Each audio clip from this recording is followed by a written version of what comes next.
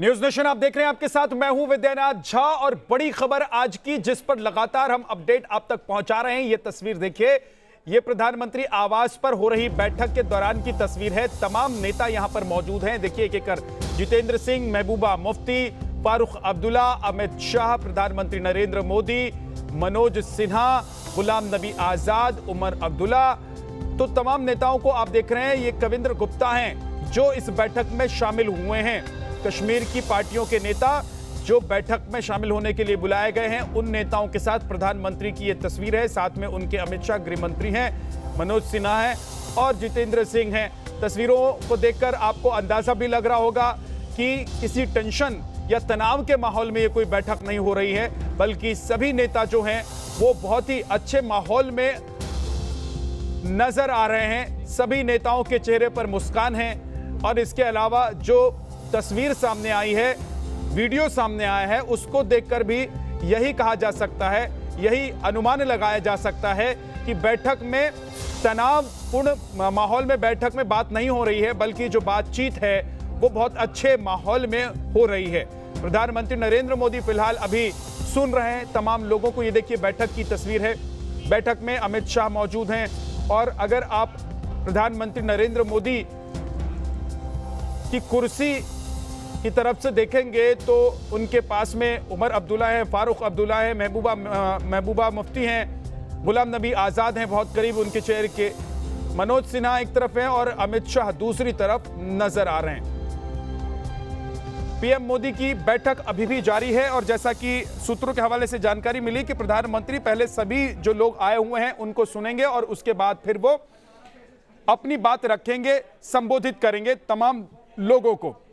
हमारे साथ ललित अंबरदार राजनीतिक विश्लेषक जुड़े हैं, अनुराग दीक्षित पीएम आवास के बाहर से मेरे सहयोगी मौजूद हैं, राहुल देव साहब हैं वरिष्ठ पत्रकार, इफ्रा हैं हमारे साथ और रविंद्र कुमार जी हैं संविधान विशेषज्ञ। आप सभी का एक बार फिर से बहुत बहुत स्वागत है।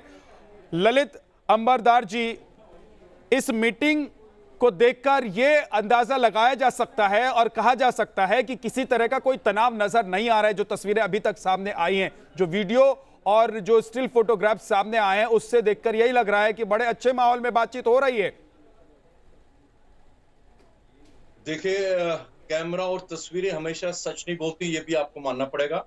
आपके जो जितने भी वहां पे लोग बैठे हुए हैं, क्या हो गया अभी? आप मेरी आवाज सुन रहे हैं? बिल्कुल सुन रहे हैं सर, आप अपनी बात पूरी कीजिए, कंप्लीट कीजिए। हेलो जी ठीक है जी, ठीक है। जो लोग ये लोग वहां बैठे हुए हैं, आप 2 दिन पहले परसों महबूबा मुफ्ती ने तो एजेंडा सेट कर दिया इमरान खान की तरफ से कि पाकिस्तान को इन्वॉल्व करना चाहिए और वो गलत नहीं करी है कि उनका पार्टी का मैनिफेस्टो मैं आपके द्वारा देश को बताना चाहता हूं, उनको बोलते हैं सेल्फ रूल के ऊपर सबसे ऊपर एजेंडा है हिंदुस्तान और पाकिस्तान का जम्मू कश्मीर और लद्दाख के ऊपर जॉइंट मैकेनिज्म ऑफ एडमिनिस्ट्रेशन होना चाहिए। इसलिए जब वो बोलती है पाकिस्तान की तरफ से, कि वो खास बोलती है पाकिस्तान से रिश्ता क्या, ला इलाहा इल्लल्लाह। जो नेशनल कॉन्फ्रेंस का दिल्ली लोकसभा में, आज की लोकसभा में बारामूला का मेंबर ऑफ पार्लियामेंट है और लोन अकबर लोन, वो जम्मू कश्मीर असेंबली में नारा लगाते हैं पाकिस्तान जिंदाबाद। जब बाहर पत्रकारों ने पूछा कि आपने ऐसा क्यों किया, बोले मैं मुसलमान हूं, बावुक हो गया। तो मैं जब बार बार बोलता हूं, कश्मीर एक पॉलिटिकल प्रॉब्लम नहीं है। दुनिया भर में भी जहां पे भी वहाबी सुन्नी कॉन्फ्लिक्ट्स हैं, वो पैन इस्लामिज्म इंस्पायर्ड है। कश्मीर के अंदर इस्लामिज्म की बहुत बड़ी इन्वेस्टमेंट है। 70 साल से हमने उसको शह दे रखी थी 377 और 35A के द्वारा। इधर जिन्ना को दिल्ली में बोला हम टू नेशन थ्योरी नहीं मानते, उसी टू नेशन थ्योरी को बरकरार रखा जम्मू कश्मीर के अंदर 370 और 35A के द्वारा। और हुआ क्या? कश्मीरी हिंदुओं का परसिक्यूशन और जिनोसाइड, जम्मू के डोगरा लोगों को गुलाम बना दिया कश्मीर का, लद्दाख के राष्ट्रभक्त लद्दाखियों को जम्मू कश्मीर की इस्लामिस्टों को गुलाम बना दिया। इनकी प्रवृत्ति नहीं बदलेगी सर। इस्लामिज्म मुस्लिम ब्रदरहुड दुनिया में 100 साल से पुराना है, तो उनको अभी तक खत्म नहीं कर पाया आप। दूसरी बात, जब आप अभी ये सब कुछ कर रहे हैं, इसमें कश्मीरी हिंदू पूरे इस जिहाद के सबसे बड़े विक्टिम्स है। कहां है वो वहां पे? और जम्मू के डोगरा लोग जो आज की तारीख में हिंदुस्तान का डेमोग्राफिक बॉर्डर है उत्तर पश्चिम ललित जी, वो कहां है लोग? ठीक है, इफ्रा कुछ कहना चाहती है, आपको जवाब देना चाहती है, इफ्रा बोलिए। जी थैंक यू। मैं एक एक करके तर्क के इनको जवाब दे देती हूँ। हमने इनको आराम से सुना, उम्मीद है ये भी मुझे एंड तक आराम से सुनेंगे और फिर अपने जवाब देंगे। पहली बात, ये कहते हैं पीडीपी का एक सेल्फ रूल डॉक्यूमेंट है, बिल्कुल सही कहते हैं, लेकिन पीडीपी का सेल्फ रूल डॉक्यूमेंट जो है 2000 में बना था। अगर इनको इतनी ही दिक्कत पीडीपी के सेल्फ रूल डॉक्यूमेंट से थी, तो बीजेपी ने पीडीपी के साथ अलायंस क्यों किया जब उन्हें पता था पीडीपी का एक सेल्फ रूल डॉक्यूमेंट है? ये कहते हैं आर्टिकल 370 जो है वो एक टू नेशन थ्योरी का एक तरह का आप समझिए उदाहरण है इंडिया में। अगर आर्टिकल 370 टू नेशन का उदाहरण है, तो आर्टिकल 371 जिसमें बहुत सारे राज्यों को अलग अलग कानून रखने का अधिकार मिला है, वो क्या है? अगर 370 में जब आप यहाँ जम्मू और कश्मीर में जमीन नहीं खरीद सकते थे, अगर वो टू नेशन का उदाहरण है, आज बीजेपी ने लद्दाख में ऐसे लॉज लाए हैं कि आज यहाँ पे पैनल पे कोई भी बैठा शख्स लद्दाख में जमीन नहीं खरीद सकता। तो क्या बीजेपी ने लद्दाख में टू नेशन थ्योरी को इस्तेमाल किया? इन्होंने कश्मीरी पंडितों की बात की। इस मामले में मैं सिर्फ दो चीजें कहना चाहती हूँ।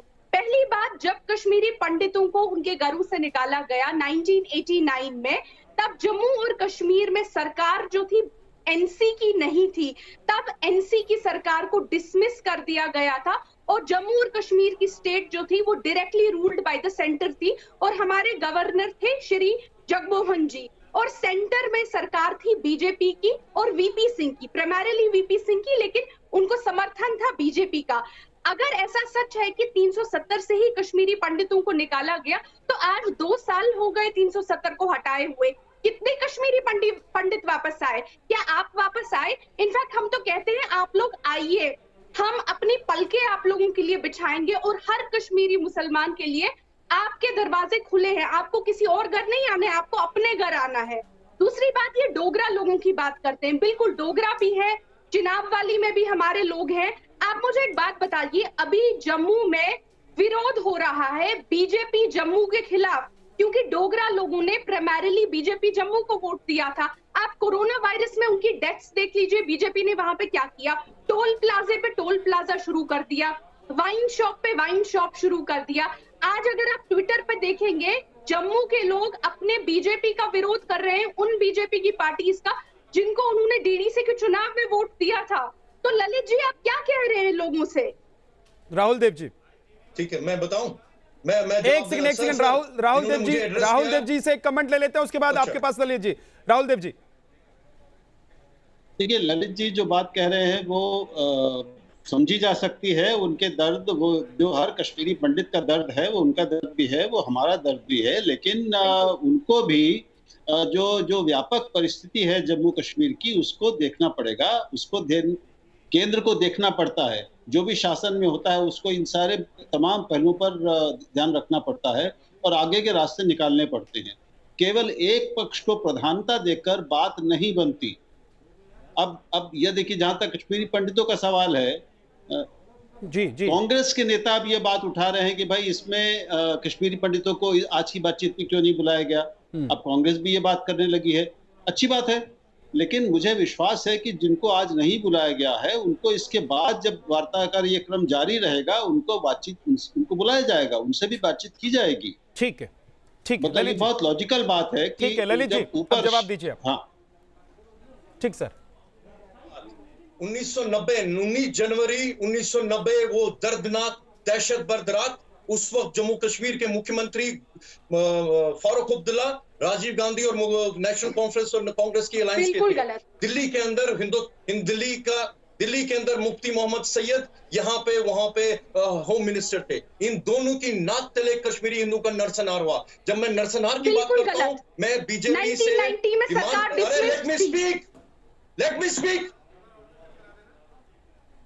ठीक है, एक एक करके आराम से फैला सकते ना। 1990 में एनसी की सरकार डिसमिस्ड थी, जम्मू और कश्मीर सेंटर के रूल के अंडर था। राहुल देव सर, इनको बता दीजिए 19 जनवरी को किसने रिजाइन किया था? 19 जनवरी को किसने रिजाइन किया? फारूक अब्दुल्ला ने रिजाइन किया। बिल्कुल रिजाइन किया। तो आप उन पे कैसे चढ़ा सकते हैं? अरे सर, आप मुझे बोले देंगे सर कि आप एक एक करके इफ्रा एक एक करके हाँ बोलिए ललित जी बोलिए। मैंने इंटरप्ट नहीं किया, मुझे बोले दे, नहीं तो मैं चैनल से बाहर जा रहा हूँ। मेरा डोंट स्पॉइल ललित जी बोलिए प्लीज। तैयार हो क्या ये डिबेट के ऊपर? 19 जनवरी 1990 को तक फारूक अब्दुल्ला कश्मीर के मुख्यमंत्री थे। 19 जनवरी को जब जगमोहन ने जम्मू के अंदर टेक ओवर किया, उन्होंने रिजाइन किया, बुज़दिली दिखाई। हम कश्मीरी हिंदू को जादू के हवाले छोड़ दिया और खुद लंदन भाग गए, 6 साल तक वहीं बैठे रहे। तो मेरा और दिल्ली के अंदर होम मिनिस्टर जो थे वो मुफ्ती मोहम्मद सैयद थे। हकीकत अगेन इंटरप्शन। No. नंबर 2, जी। जो जब बीजेपी ने महबूबा मुफ्ती के पीडीपी के साथ उन्होंने उनके साथ अलायंस किया, हम लोग उन पूरे उस दौर में उनके अगेंस्ट बोलते रहे। हर बीजेपी के प्रवक्ता को हमने चैलेंज करते हैं टीवी के ऊपर, और जो भी प्रोग्राम हमारे होते थे सड़कों पे आए, तो इसलिए हमने उनका समर्थन नहीं किया। तीसरी बात, 370 के अलावा जहां पे भी स्पेशल राइट्स है किसी भी स्टेट में, कहीं पे भी 2 झंडे नहीं है, कहीं पे भी 2 कॉन्स्टिट्यूशन नहीं है, कहीं पे भी औरतों का शोषण नहीं होता, कहीं पे भी वाल्मीकि समाज को पीएचडी की डिग्री मिलने के बावजूद उसको सफाई कर्मचारी की नौकरी नहीं मिलती, कहीं पे भी पंजाब और पाकिस्तान से आए हुए हिंदू और सिखों को 70 साल वंचित करके नहीं रखा वहां पे उन लोगों ने। तो इसलिए प्लीज ये झूठ भी मत बोलिए। तीसरी बात, कश्मीर के अंदर पृथकतावाद की जड़ क्या है, पाकिस्तान का मौकू क्या है कश्मीर के ऊपर, कि ये पार्टीशन का अधूरा एजेंडा है। पार्टीशन क्या था? 2 नेशन थ्योरी के आधार पर था कि हिंदू और मुसलमान इकट्ठे नहीं रह सकते। जम्मू कश्मीर के जो ये मेन स्ट्रीम पार्टीज है ये भी कहती है कि पाकिस्तान से हमारा रिश्ता क्या है, ला ला ला। ठीक है ललित जी, ललित जी अब जवाब ले लीजिए। इफ्रा जवाब देना चाहती है। हाँ सर, फिर बोलिएगा, फिर आप अपनी बात रखिएगा, फिर मैं लौट कर आऊंगा, अभी वक्त है। इफ्रा, और मुझे झूठ नहीं सुना प्लीज, उनको कोई और मेरे कोई भी चेक करे कि 19 जनवरी की रात को जम्मू कश्मीर के किसकी सरकार थी। पहली बात, 19 जनवरी को जब जम्मू और कश्मीर में हालात खराब होना स्टार्ट हो गया, फारूक अब्दुल्ला ने रिजाइन इसलिए किया क्योंकि उनके पास बहुत सीरियस इनपुट्स थे कि उनकी सरकार को डिसमिस किया जा रहा था, और जो कि इनफैक्ट 19 जनवरी को ऑलरेडी जगमोहन गवर्नर को रखा गया था। और जब आपकी सरकार को डिसमिस कर दिया गया है, आप क्या कर सकते हैं? क्या एक डिसमिस, ललित जी प्लीज मुझे बोलने दीजिए, आपको मैंने नहीं टोका। ललित जी लेट मी फारूक अब्दुल्ला का 19 जनवरी 1990 को डिसमिस किया, झूठ बोल रहे हो आप। अगर नहीं, मैं झूठ नहीं बोल, ये फैक्ट है, आप लोग ये फैक्ट देख सकते हैं। आप लोग ये फैक्ट, आप सभी लोग ये फैक्ट ये बोलने नहीं देंगे, ऐसे तो नहीं होता है। एक बार सुन लीजिए उनको, उसके बाद आपको लगता है कि वो झूठ बोल रही हैं, उनके आंकड़े गलत हैं, उनके पास जो जानकारी है वो गलत है, तो उस पर फिर आप अपनी बात रख दीजिएगा। आप एक बार सुन लीजिए, उसके बाद मुझे एक बार मेरे अपने सहयोगी अनुराग के पास भी जाना होगा, प्रधानमंत्री आवास के बाहर मौजूद हैं। प्लीज मैं रिक्वेस्ट कर रहा हूं ललित जी, आप सुन लीजिए एक एक करके। हाँ इफ्रा जल्दी से। पहले मैं सभी दर्शकों को बोलती हूँ कि मैं आपसे निवेदन करती हूँ, आप लोग गूगल कर लीजिए कि 1990 में फारूक अब्दुल्ला ने रिजाइन किया था और क्या वहां पे सीरियस इनपुट्स थे कि उनकी सरकार को डिसमिस किया जा रहा था। ठीक है, बात कंप्लीट कीजिए, अब इससे आगे बढ़िए, इससे आगे बढ़िए। दूसरी बात ये कहते हैं वो लंदन भाग गए। वो लंदन इसलिए भाग गए क्योंकि एनसी के काडर को, नेशनल कॉन्फ्रेंस के काडर को यहाँ पे खुलेआम गोलियां मारी जा रही थी पाकिस्तान स्पॉन्सर टेररिस्ट से। मैं आपको याद दिला देती हूँ कि 1989 से लेके 2002 तक नेशनल कॉन्फ्रेंस के और पीडीपी के 8000 पॉलिटिकल वर्कर, उनको मौत के घाट उतारा गया। उन्हीं 8000 पॉलिटिकल वर्कर्स को, जिन्होंने भारत का झंडा हमारे स्टेट में ऊंचा रखने के लिए अपनी जान गंवा दी, उन्हीं को आज ये लोग दहशतगर्द और पाकिस्तान परस्त कह रहे थे। 8000 पॉलिटिकल वर्कर एनसी पीडीपी के मारे गए हैं। दूसरी बात, यहाँ पे जब हालात खराब हुए, जी एक सेकंड, यहाँ पे जब हालात खराब हुए तो कश्मीरी मुस्लिम्स करीबन 70,000 यानी 70,000 कश्मीरी मुस्लिम्स मरे। आप क्यों, अगर जम्मू और कश्मीर में लोग मरे हैं, हर समुदाय के लोग मरे हैं, हर पॉलिटिकल पार्टी के लोग मरे हैं, उन्हीं चीजों से तो आगे निकलने की कोशिश हो रही है ना इफ्रा, उन्हीं चीजों से आगे निकलने की कोशिश हो रही है। आ रहा हूं, ललित जी हाथ उठा रहे हैं। ललित जी मैं आपके पास आ रहा हूं, एक बार मेरे सहयोगी अनुराग दीक्षित के पास मुझे जाना होगा, वो प्रधानमंत्री आवास के ठीक बाहर मौजूद हैं जहां पर इस वक्त बैठक चल रही है। अनुराग बताइए।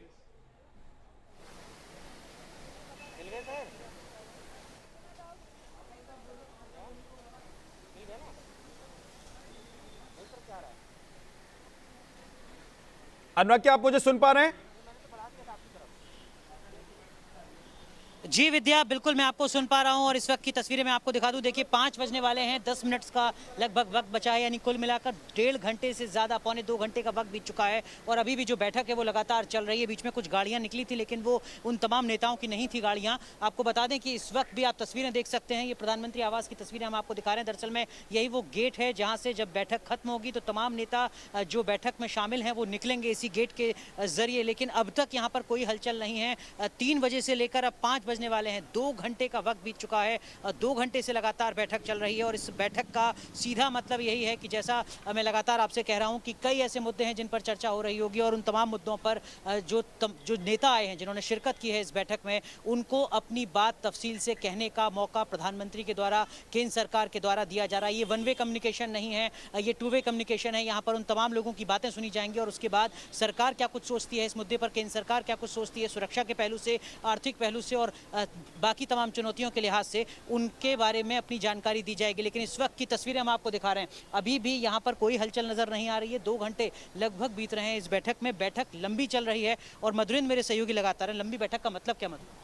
देखिए, इस बैठक में जो एजेंडा तय है उसमें एक तरफ से देखा जाए तो सरकार की तरफ से प्रेजेंटेशन दिया गया है, जिसमें बताया गया है कि किस तरह से केंद्र सरकार ने पिछले 22 महीनों में जम्मू कश्मीर के विकास को लेकर पूरी संजीदगी दिखाई है और विकास कार्यों में एक तरह से देखा जाए तो पहले के अपेक्षाकृत काफ़ी बदलाव जो है वो देखा गया है। उसके अलावा डीडीसी के चुनाव, लोकसभा के चुनाव किस तरह से चुनाव कराए गए, साथ ही ये बताया गया तमाम दलों को कि जो आम आवाम वहाँ पर है वो विकास चाहती है, विकास के साथ साथ सुशासन चाहती है और यही मकसद केंद्र सरकार का है कि अब राज्यों का चुनाव कराया जाए परिसीमन के साथ ही। और इस चुनाव के बाद सबसे बड़ी बात यह है कि यहाँ पर जो राज्य व्यवस्था है एक तरह से देखा जाए उसको प्रतिनिधित्व के तहत अब यहाँ के चुने हुए दल को दे दिया जाए। ये अहम बात है विद्या, माफ कीजिएगा मैं आपको रोक रहा हूँ। ये अहम बात यहाँ पर मधुरेंद्र कह रहे हैं कि जो हिस्सेदारी है वो बराबर हो और इसका सीधा मतलब ये है कि जम्मू की हिस्सेदारी उसकी आबादी के लिहाज से, उसके भौगोलिक क्षेत्र के लिहाज से हो, ये भी इस बैठक में चर्चा का विषय हो सकता है। और अगर ऐसा होता है तो इसका जो पॉलिटिकल असर है वो आने वाले दिनों में और ज्यादा देखने को मिलेगा। विद्या, ठीक है मोहम्मद अमीन साहब, सबकी हिस्सेदारी तय हो और इसीलिए वहां के जो लोकल रिप्रेजेंटेटिव्स हैं उनके साथ बात करने की जरूरत भी महसूस की गई और वो बातचीत हो भी रही है। जो पीछे छूट गया उस पर मिट्टी डालकर क्या आगे बढ़ने की ये कोशिश नहीं है? और इस कोशिश की सराहना तो होनी चाहिए ना। ये एक अच्छा कदम है प्रधानमंत्री जी का कि उन्होंने सभी विरोधी दलों को और शासन के लोगों को, अधिकारियों को, सभी को बुलाकर हर एक की बात सुननी चाहिए। वो अपनी अपनी बात रखें कि उनको, हमारे जो गवर्नर गए उनको क्या परेशानियां आई हैं, उनके सामने क्या लोगों ने अपनी अपनी समस्याएं रखी हैं और वहाँ के अधिकारी किस तरह से काम कर रहे हैं जब इसको यूटी बनाया गया और उससे पहले क्या हो रहा था, सारी बातें सामने आएंगी। और इसी सबको देखते हुए अब जो वहाँ पर चुनाव की प्रक्रिया है वो भी शुरू हो गई है और सारी वहाँ पर लिस्टें बनाई जा रही हैं, जैसे कि सारी हमारी लिस्टें होती है वो लिस्ट, उनकी तैयारी चल रही है और परिसीमन चल ही रहा है जैसे मैंने आपको बताया था। और अब की बार ये तो बहुत अच्छी बात है कि वहाँ पर जो 83 सीटें थी उनमें 7 सीटों का इजाफा हुआ है, यानी बढ़ाई गई हैं। और अब की बार स्पेशल जो है एसटी शेड्यूल ट्राइब्स को भी अब सीटें मिलेंगी और उनका भी प्रतिनिधित्व समाज में होगा और वहाँ पे कुछ स्थिति सुधरेगी। यही देखते हुए प्रधानमंत्री का जो है स्टेप सराहनीय है और सभी को सहयोग करना चाहिए और वो स्टेट के लोगों के हित में है और वहाँ के शासन के हित में भी है और जनता के हित में भी है, जिससे कि वहाँ का डेवलपमेंट हो। और देखिए, हमारे देश में सभी स्टेट हैं, उन सभी स्टेट का विकास तभी हुआ है जब सबका एक साथ, सबका साथ, सबका विकास हुआ है। और उसके लिए हमारे प्रधानमंत्री जी ने पहले ही कहा है कि हम सबका साथ, सबका विकास चाहते हैं, उसमें न जाति है न धर्म है। इसलिए सबको देखते हुए और कश्मीर को आगे बढ़ के आना चाहिए, उनके जनों को और हमारे वहाँ के लोगों को साथ देना। Ravindra Kumar ji, sir Ravindra Kumar ji, SC ST को लेकर जो बात बीजेपी के नेता ने कही कि 25 सीटें वहां पर आरक्षित होंगी, आपको लग रहा है कि ये एक बड़ा बदलाव साबित होगा जम्मू कश्मीर के लिए, वहां के आवाम के लिए? देखिए यहाँ बहुत लंबा दौर चला कश्मीर में आज़ादी के बाद से। अक्टूबर 1947 में जब मर्जर डीड पे साइन किए महाराजा हरि सिंह ने, और ये बहुत दुखद प्रसंग रहा। ललित जी की जो भावना है वो भी अपनी जगह है। बहुत गलत हुआ जो कश्मीरी ब्राह्मणों के साथ हुआ और जो खून खराबा हुआ। लेकिन बात यह है कि अब इसके अलावा के आगे बढ़ें, प्रजातांत्रिक तरीके से आगे बढ़ें, सबको साथ लेकर आगे बढ़ें। जो जिनका हक नहीं दिया गया था उनको हक दें और सबको साथ लेकर के चलें, यही एक मार्ग है। और उस दिशा में ये जो रिजर्वेशन है जिसका आप जिक्र कर रहे हैं वो भी बहुत स्वागत योग्य है। और अब हमको आगे ही बढ़ना है, देश को मजबूत करना है और इसमें जो है अब पिछली बातों से बहुत आगे जाना पड़ेगा। राहुल जी बिल्कुल सही कह रहे हैं, ये प्रजातांत्रिक देश है, प्रजातंत्र की जड़ें यहाँ साढ़े तीन हजार साल पुरानी है। तो इसके अलावा कोई मार्ग नहीं है, आगे बढ़ना है, सबको साथ लेकर के चलना है, और जो हो गया सो हो गया। ललित जी मैं तो आखिरी बस कमेंट, आखिर में इतना ही कहना चाहता हूं। आखिरी कमेंट ललित जी। मैं ये कहना चाहता हूं, मैं आप सब लोगों से निमन करता हूं, मैं क्या कह रहा हूं आपको। नंबर एक, कश्मीर के अंदर 70,000 अगर मुसलमान कह रहे मारे गए, ये गलत प्रोपेगेंडा है। हाँ, जो मुसलमान हिंदुस्तान के नाम से, भारतीयता के नाम से है, उनको मैं सलाम करता हूं, नमन करता हूं। लेफ्टिनेंट फयाज मेरा हीरो है, लेकिन वो जो बुरहान वानी जैसे लोग जिन्होंने हिंदुस्तान के खिलाफ AK-47 उठाई, उनको कब्र में दफन होना है, ये लिख के रख लीजिए। दूसरी बात, अफगानिस्तान में कौन किसको मार रहा है? मुसलमान को मार रहा है, तो क्या वहां जहाद नहीं है? जम्मू कश्मीर लिबरेशन फ्रंट को हिजबुल मुजाहिदीन ने कश्मीर में आधा खत्म कर दिया, इंडियन आर्मी के अलावा। तो क्या वो जम्मू कश्मीर लिबरेशन फ्रंट वाले हिंदुस्तानी बन गए? क्योंकि उनका जहाद का एक तरीका है, जिस दड़े का काम होता है उसको फिर खत्म करते हैं, दूसरा दड़ा टेक ओवर करता है। तीसरी बात, कश्मीरी हिंदू के लिए मैंने मारा जा रहा है, यार, वो भी उन्हीं के साथ है। आप इनको बोलिए चुप करने के लिए, मुझे बोलने दीजिए। बोलिए कंप्लीट कीजिए सर, वक्त तक ज्यादा है नहीं। कश्मीरी हिंदू का नरसंहार भारत की सरकार औपचारिक तौर पे माने और जिनोसाइड ट्राइब्यूनल बिठा दे, और फारूक अब्दुल्ला और की तहकीकात होनी चाहिए उसके अंदर, और मरणोपरांत मुफ्ती मोहम्मद सैयद की। हम लोग बेट बकरियां नहीं है कि जो हमारा खून बहा, रेप हुआ, मर्डर हुआ। अब ललित जी वक्त इतना ही इजाजत देता है सर, वक्त इतना ही इजाजत देता है। माफी के साथ बहुत बहुत शुक्रिया हमारे साथ जुड़ने के लिए, आपने अपनी बात रखी, आपकी भावनाओं का कद्र करते हैं हम। और मुझे लगता है कि अगर एक टेबल पर बैठकर जम्मू कश्मीर के नेताओं के साथ बात हो रही है, इसका मतलब यह नहीं है कि वहां पर अगर उपद्रव करने की कोशिश होगी, आतंकवाद को बढ़ावा देने की कोशिश होगी, तो उसे बर्दाश्त किया जाएगा। एक छोटे से ब्रेक के लिए हम रुक रहे हैं, फौरन वापस लौटेंगे।